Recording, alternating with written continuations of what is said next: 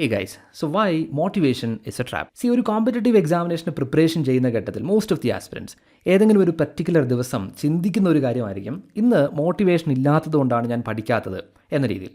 But think about this, motivation actually start ചെയ്യുന്നതിന് വേണ്ടിയുള്ള, അതായത് ഒരു പ്രോസസ്സ് സ്റ്റാർട്ട് ചെയ്യുന്നതിന് വേണ്ടിയുള്ള ഒരു കാര്യമാണ്. ഒരിക്കലും അത് കണ്ടിന്യൂ ചെയ്യുന്നതിന് വേണ്ടിയോ അല്ലെങ്കിൽ സസ്റ്റെയിൻ ചെയ്യുന്നതിന് വേണ്ടിയോ ഉള്ള ഒന്നല്ല. സോ സ്റ്റാർട്ടിങ്ങിനായിട്ട് നമ്മൾ ഡിസൈൻ ചെയ്തിട്ടുള്ളൊരു കാര്യം ഡെയിലി പ്രിപ്പറേഷൻ്റെ ഭാഗമാക്കുമ്പോൾ, അതിൻ്റെ എഞ്ചിനാക്കി നമ്മൾ മാറ്റുമ്പോൾ പ്രിപ്പറേഷൻ സ്വാഭാവികമായിട്ടും അൺസ്റ്റേബിൾ ആയിട്ട് മാറും.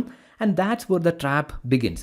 C why it collapses. നിങ്ങളുടെ പ്രിപ്പറേഷൻ പാറ്റേൺ ജസ്റ്റ് ഒന്ന് ഒബ്സർവ് ചെയ്യുക.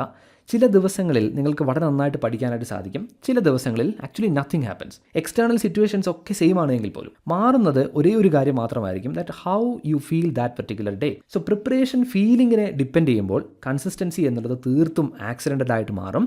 Accidental consistency always collapses. And why this can't sustain serious preparation? See, അതായത് സീരിയസ് കോമ്പറ്റേറ്റീവ് എക്സാം പ്രിപ്പറേഷൻ എന്ന് പറയുന്നത് ഒരിക്കലും നമുക്ക് മോട്ടിവേഷൻ കൊണ്ട് സസ്റ്റെയിൻ ചെയ്യാൻ സാധിക്കുന്ന ഒരു പ്രോസസ്സല്ല.